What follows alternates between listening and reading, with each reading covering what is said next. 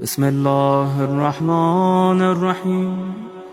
السلام عليك يا أبا عبد الله، السلام عليك يا ابن رسول الله، السلام عليك يا خيرة الله وابن خيرته، السلام عليك يا ابن أمير المؤمنين وابن سيد الوصيين، السلام عليك يا ابن فاطمة سيدة نساء العالمين، السلام عليك يا ثار الله وابن ثاره والوتر الموتور، السلام عليك وعلى الأرواح التي حلت بفنائك، عليكم مني جميعا سلام الله أبدا ما بقيت وبقي الليل والنهار.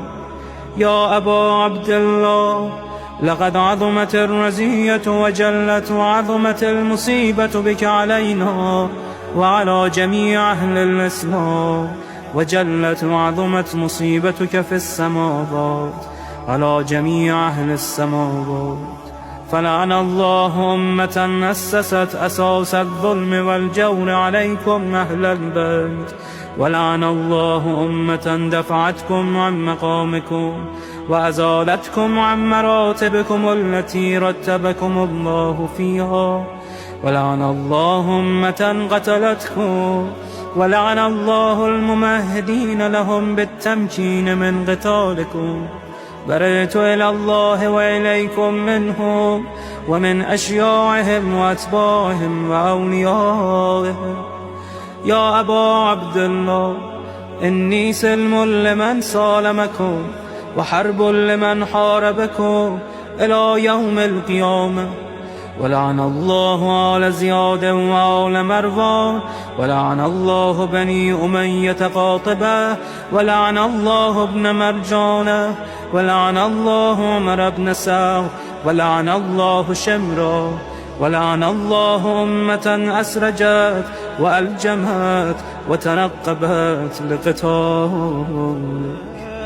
بأبي أنت وأمي لقد عظم مصابيبك، فأسأل الله الذي أكرم مقامك وأكرمني بك أن يرزقني طلب ثارك مع إمام منصور من أهل بيت محمد صلى الله عليه وآله.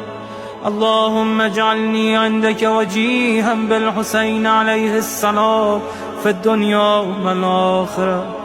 يا أبا عبد الله، إني أتقرب إلى الله وإلى رسوله وإلى أمير المؤمنين وإلى فاطمة وإلى الحسن وإليك بمبالاتك وبالبراءة ممن قاتلك ونسب لك الحرب، وبالبراءة ممن أسس أساس الظلم والجور عليكم، وأبرأ إلى الله وإلى رسوله ممن أسس أساس ذلك وبنى عليه بنيان.